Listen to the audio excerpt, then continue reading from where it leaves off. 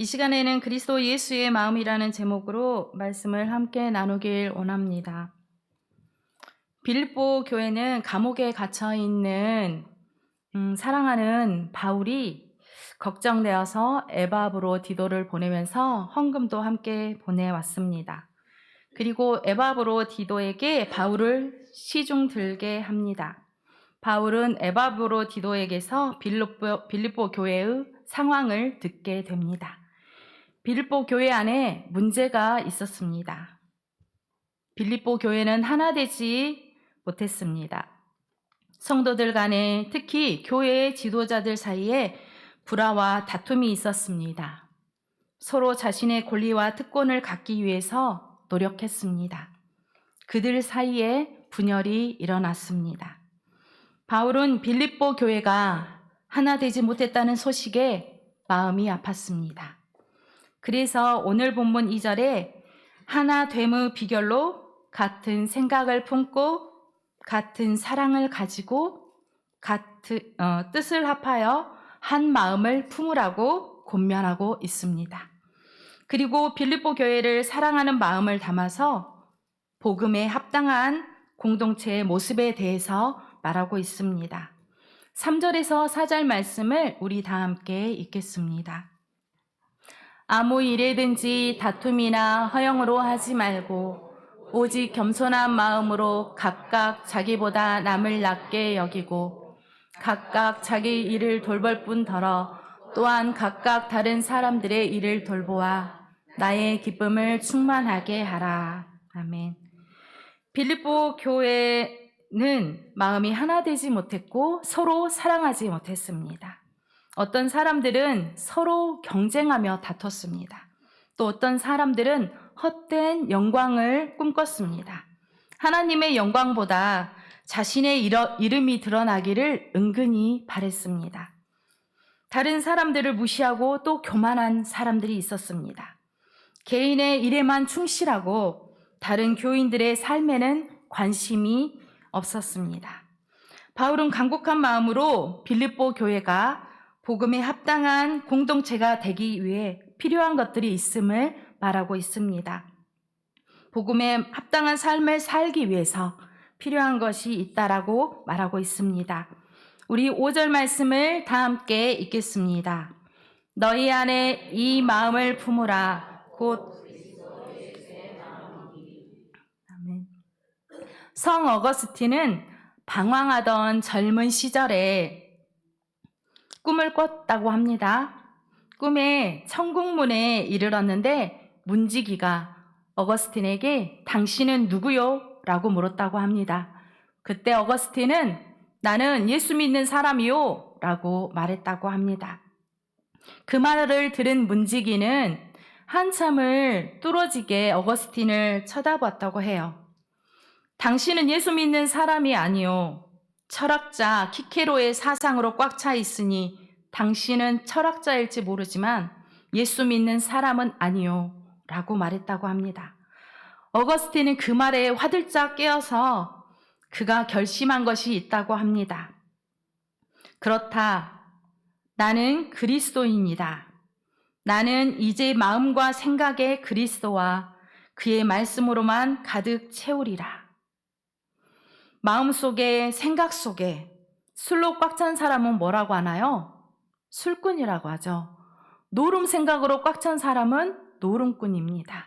또 다른 사람을 사기칠 생각으로 꽉 찬 사람은 사기꾼입니다. 그러면 시로 꽉 찬 사람은 시인입니다. 그런데 예수 그리스도로 꽉 찬 사람은 누구라고 할까요? 그리스도인이라고 합니다. 3절에서 5절의 말씀을 우리 다 함께 다시 한번 읽기 원합니다. 새 번역으로 읽겠습니다. 다 함께 읽겠습니다. 무슨 일을 하든지 경쟁심이나 허영으로 하지 말고 겸손한 마음으로 하고 자기보다 서로 남을 낮게 여기십시오. 또한 여러분은 자기 일만 돌보지 말고 서로 다른 사람들의 일도 돌보아 주십시오. 여러분 안에 이 마음을 품으십시오. 그것은 곧 그리스도 예수의 마음이기도 합니다. 아멘. 예수님의 마음을 품은 사람, 그리스도 예수의 마음을 마음으로 사는 사람, 그가 그리스도인입니다. 5절 말씀에 여러분 안에 이 마음을 품으라고 말하고 있죠. 이 마음은 3절에서 4절에 무슨 일을 하든지 겸손한 마음으로 하고 자기보다 서로 남을 낮게 여기고 자기 일만 돌보지 말고 서로 다른 사람의 일도 돌아봐라고 그 말씀과 연결되어 있습니다. 이 마음은 겸손한 마음입니다. 자기보다 서로 남을 낮게 여기는 마음입니다. 다른 사람의 일도 돌봐주는 마음입니다. 이 마음이 곧 그리스도 예수의 마음이기도 하다라고 바울은 말하고 있습니다. 5절 말씀의 전통적인 해석은 본을 보이신 그리스도의 마음을 본받아 그대로 행하라는 것입니다. 그리고 새로운 해석은 그리스도를 구원자로 더 강조하고 있어요. 교회 정체성에 대해서 말하고 있습니다. 마이클 고먼이라는 학자는 5절 말씀을 이 사고방식을 너희 공동체 안에 지니라. 너희 공동체는 진정 그리스도 안의 공동체다 라고 번역하고 있습니다. 바울은 빌립보 교회 공동체가 그리스도 예수 안의 공동체라는 사실을 너희는 예수 그리스도 안에 있는 교회 공동체라고 정체성을 강조하고 있습니다. 구원자이신 그리스도 예수를 믿는 너희 공동체는 그리스도 안에서 새롭게 된 공동체라고 하는 말입니다. 그러하기에 그 정체성에 걸맞게 예수님처럼 생각하고 예수님처럼 느끼고 예수님처럼 말하고 예수님처럼 결정하고 예수님처럼 행동하라는 것입니다. 그러면서 6절에서 11절까지 그리스도 예수가 어떤 분인지 말씀하고 있습니다. 교회의 공동체가 지녀야 할 그리스도 예수의 마음의 주인이신 예수님은 어떤 분일까요?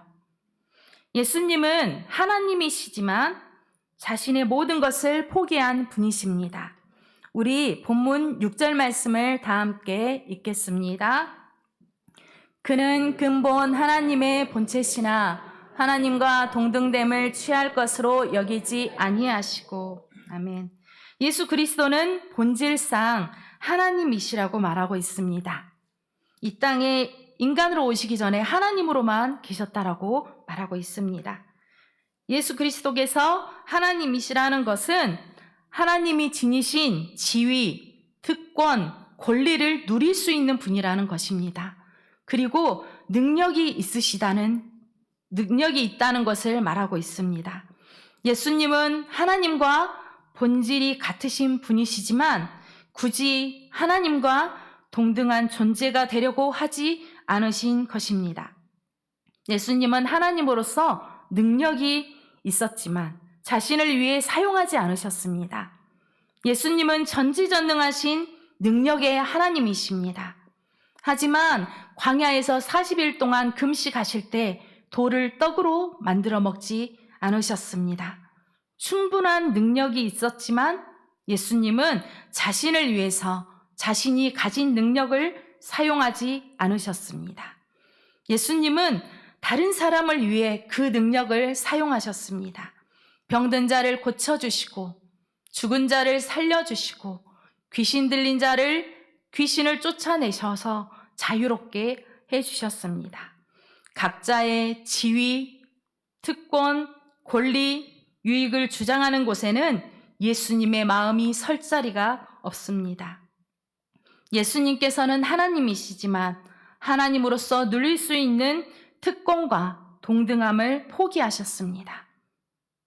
예수님은 다른 사람을 위해서 자신이 가진 능력을 사용하셨지만 자신을 위해서는 사용하지 않으셨습니다. 얼마든지 십자가에 죽지 않으셔도 됐습니다. 그런데 예수님은 하나님의 뜻대로 순종하셨습니다. 예수님은 자신의 유익을 포기하고 다른 사람의 유익을 위해서 사셨습니다. 그리고 죽으셨습니다. 그리고 예수님은 하나님으로서 하늘의 영광을 버리고 가장 낮은 사람의 모습으로 이 땅에 오셨습니다. 우리 7절 말씀입니다. 다 함께 읽겠습니다. 오히려 자기를 비워 종의 형체를 가지사 사람들과 같이 되셨고, 예수님은 자기를 비우셨습니다. 비우다는 원래 굴욕을 받아 들이며 권리를 포기하다라는 의미를 가지고 있습니다. 하늘에서 누릴 수 있었던 영광스러운 하나님의 모습을 버리셨습니다. 하늘 보좌를 버리고 낮고 낮은 이 땅으로 오셨습니다. 성자 하나님이신 예수님은 하늘 보좌에 앉아서 그저 우리를 내려다 보시기만 하는 분이 아니셨습니다. 피조물인 사람의 모습으로 이 땅에 내려오셨습니다. 그리스도는 신성과 인성을 가지신 분입니다. 우리는 이 땅에 오신 예수님이란 한 사람을 통해서 하나님이 어떤 분이신지 알게 되었습니다. 또 하나님을 보게 되었습니다. 사도 바울은 예수 그리스도께서 종의 형체로 오셨다고 말씀하고 있습니다. 예수님께서 다른 사람의 종인 노예라는 의미가 아닙니다. 많은 학자들은 이사야서에 예언된 고난받는 종이 예수님이라고 말하고 있습니다. 예수님께서는 노예의 형체를 가지고 땅에 오셨다는 것은 하늘의 영광을 버리고 사람 중에서 가장 낮은 형체의 모습으로 오셨다는 뜻입니다. 또한 예수님은 죄의 노예 상태에 있는 사람들을 죄로부터 구원하시기 위해서 오셨다는 것입니다. 고난받은 종인 예수님은 사람들의 죄를 짊어지시고 자신의 생명을 죽음에 내어주신 분이십니다. 예수님께서는 사람들을 죄로부터 해방시켜 구원하시려고 사람으로 이 땅에 오셨습니다. 그리고 예수님은 자신을 낮추시고 십자가에 죽으시기까지 순종하셨습니다. 8절 말씀입니다. 우리 다 함께 읽겠습니다. 사람의 모양으로 나타나사 자기를 낮추시고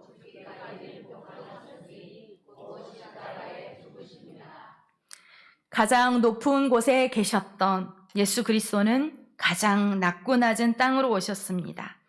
하나님이신 예수님은 사람의 모습 그대로 이 세상에 오셨습니다. 연약한 사람이 되셨습니다. 하나님의 계획은 온전한 한 사람의 핏값으로 죄 가운데 죽어가는 사람들을 구하려고 하셨습니다. 하지만 이 세상에는 죄 없는 사람이 한 사람도 없었습니다. 그래서 몸소 예수 그리스도께서 하늘 보좌를 버리시고 사람이 되어 이 땅에 오셨습니다. 사람이지만 유일하게 죄가 없으신 예수님이 우리의 죄를 대신해서 십자가에 죽으셨습니다. 예수님은 십자가형이라는 그 당시 인간이 겪을 수 있는 가장 참혹하고 굴욕스러운 형벌을 받으셨습니다. 예수님께서는 십자가에 죽으시기 전부터 자신이 당해야 할 고난을 다 알고 계셨습니다. 연약한 사람의 모습을 아신 예수님의 마음은 어땠을까요? 구타를 당하고 채찍을 맞고 조롱거리가 되고 끔찍한 십자가에 못 박혀 그 고통을 다 받으시며 죽어야 하는 그것을 알았을 때 도망가고 싶지 않으셨을까요? 예수님은 모든 것을 다 하셨지만 하나님의 말씀에 순종하셔서 십자가에 죽기로 결단하셨습니다. 세상을 사랑하셔서 사람으로서 당해야 할 고통을 다 겪으셨습니다. 예수님의 마음과 결단이 우리가 따라야 할 마음과 결단입니다. 예수님처럼 이 세상을, 사람을 사랑해야 합니다. 자신의 유익이 아니라 다른 사람들의 유익을 위해서 살아야 합니다. 그리고 하나님의 말씀에 순종하며 죽어야 합니다. 이제 나는 죽고 예수 그리스도께서 내 안에 사는 인생을 살아야 합니다. 그분이 우리를 다스리시고 우리 공동체를 다스릴 수 있도록 우리를 내어드려야 합니다. 우리의 모든 삶에서, 교회 안에서 예수님처럼 생각하고 예수님처럼 말하고 예수님처럼 결정하고 예수님처럼 행동해야 하겠습니다. 성자 하나님이신 예수 그리스도는 자신이 누릴 수 있는 모든 것을 다 포기하셨습니다. 높은 곳에서 이 낮고 낮은 땅으로 오셨습니다. 하늘의 영광을 다 버리고 하늘의 보좌를 버리고 연약한 사람의 모습으로 이 땅에 오셨습니다. 고난받는 종으로 오셔서 죄 가운데 신음하는 우리를 구원하러 오셨습니다. 예수님은 하나님의 뜻대로 고난 받으시고 십자가에 못 박혀 죽으셨습니다. 하지만 그것으로 끝난 것이 아닙니다. 하나님 아버지는 예수님을 다시 살리셨고 모든 이름 위에 뛰어난 이름을 주셨습니다. 이름을 준다는 것은 그에게 지위와 힘을 준다는 의미를 담고 있습니다. 11절 말씀입니다. 우리 다 함께 읽겠습니다. 모든 입으로 예수 그리스도를 주라 시인하여 하나님 아버지께 영광을 돌리게 하셨느니라. 모든 피조물들이 온 세상 열방이 예수님의 이름에 무릎을 꿇고 모든 입들이 주님이라 부르게 되었습니다. 마지막 날 예수님을 대적하는 자들까지도 그분 앞에 무릎을 꿇고 주님으로 인정할 수밖에 없는 날이 올 것입니다. 사랑하는 성도 여러분, 우리가 믿고 따르는 예수 그리스도는 자신의 모든 지위, 고난, 특권을 다 내려놓고 영광의 자리에서 낮은 땅으로 내려오셨습니다. 예수님은 우리가 어떻게 살아야 하는지 보여주셨습니다. 하나님께 영광을 올려드리는 삶이 무엇인지 우리에게 보여주셨습니다. 예수님처럼 겸손하고 하나님의 뜻에 순종해야 합니다. 예수님처럼 낮고 낮아져야 합니다. 자신의 지위, 권리, 특권을 포기하고 스스로 낮고 낮아져야 합니다. 예수님처럼 생각하고 느끼고 말하고 살아야 합니다. 그리스도 예수의 마음을 품어야 합니다. 빌립보서 2장 5절 말씀입니다. 공동 번역입니다. 우리 다 함께 읽겠습니다. 여러분은 그리스도 예수께서 지니셨던 그리스도 예수의 마음을 간직한 자, 그가 바로 참된 그리스도인입니다. 우리 모두는 그리스도인입니다. 이름만 그리스도인이면 안 됩니다. 앞에서 말한 것처럼 이름에는 지위와 힘이 있습니다. 그리스도인은 예수님의 마음을 품고 예수님처럼 사는 사람입니다. 예수님의 겸손한 삶, 순전한 삶, 순종의 삶을 사는 사람입니다. 이런 삶이 우리가 그리스도인이라는 정체성을 드러냅니다. 20세기 전 세계에서 가장 영향력 있는 사람 중에 하나인 간디라는 사람을 아실 것입니다. 철저하게 비폭력, 무저항이라는 평화로운 방법으로 인도의 독립을 이끌어낸 분입니다. 간디는 인도가 영국의 식민지일 때 영국으로 유학을 떠났습니다. 법학을 전공하고 다시 인도로 돌아왔습니다.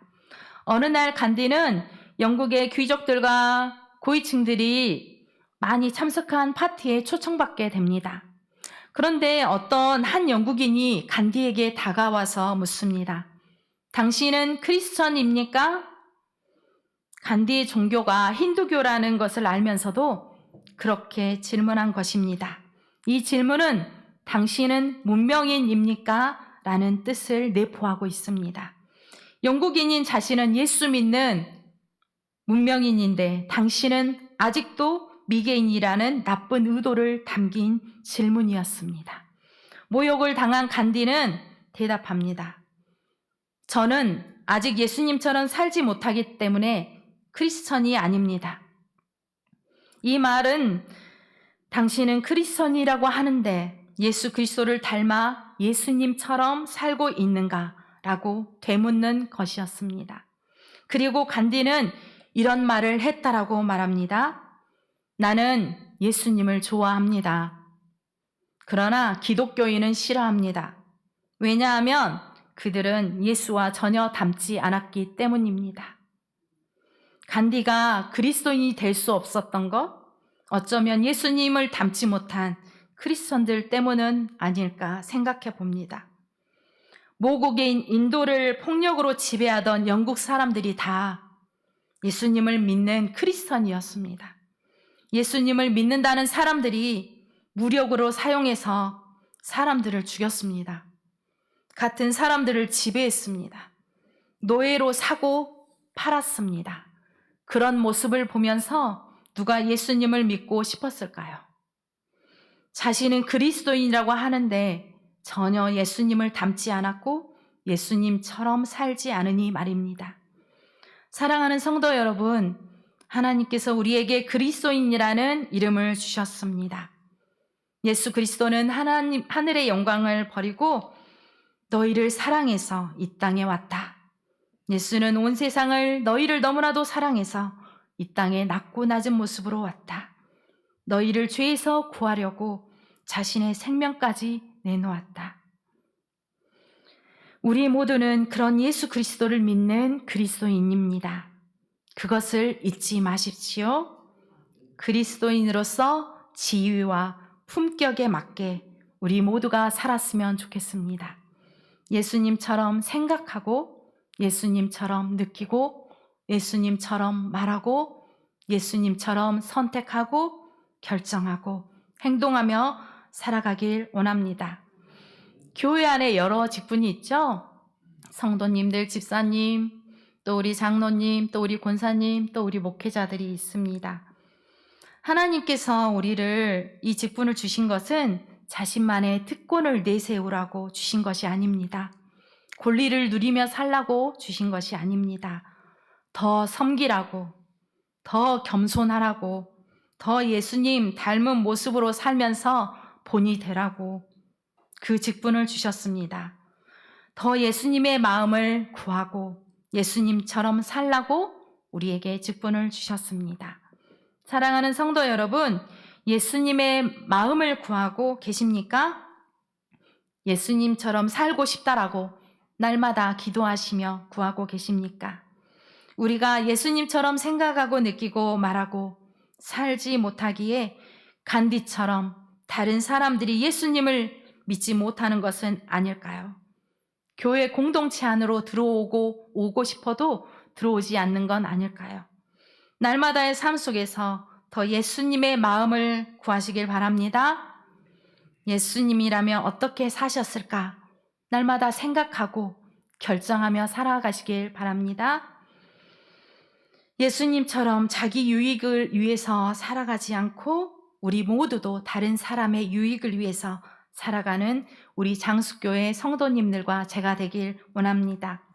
우리 장수교회가 그리스도 예수의 마음을 품고 예수님처럼 겸손하고 자기보다 서로 남을 낮게 여기고 다른 사람들의 삶을 살피고 도와주는 예수님의 사랑으로 가득하여서 하나가 되는 하나님께 영광 올려드리는 우리 장수교회 공동체가 되기를 소망합니다. 우리 다 함께 기도하겠습니다.